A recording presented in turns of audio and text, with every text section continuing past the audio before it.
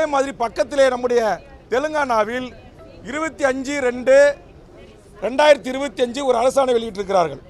அதில் என்ன அந்த அரசாணை சொல்லுது அப்படின்னா, தெலுங்கானாவில் இருக்கிற சிபிஎஸ் ஸ்கூல் உள்பட சிபிஎஸ், ஐசிஎஃப், ஐபி எல்லாமே மத்திய அரசுடைய கட்டுப்பாட்டில் இருக்கிற பள்ளிகள், இன்டர்நேஷனல் பள்ளிகள், இந்த பள்ளிகளிலும் கண்டிப்பாக தெலுங்கை நீங்கள் படிக்க வேண்டும் என்று உத்தரவிட்டிருக்கிறது. அதுபோன்று தமிழக அரசும் உத்தரவிட வேண்டும் என்கிற கருத்துக்களை சட்டமன்றத்தில் பதிவு செய்தேன். நான் என்ன சொல்ல வருகிறேன் என்பதை புரிந்து கொள்ளாமலேயே அதிமுக உறுப்பினர்களும் எழுந்து கத்துகிறார்கள், அங்கே அமைச்சரவையில் இருக்கிற சேகர்பாபு போன்ற அமைச்சர்களும் எழுந்து கத்துகிறார்கள். நான் பேசுவதற்கு வாய்ப்பு கேட்டு போராடி கொண்டிருக்கிறேன். வாய்ப்பு மறுக்கப்பட்டது.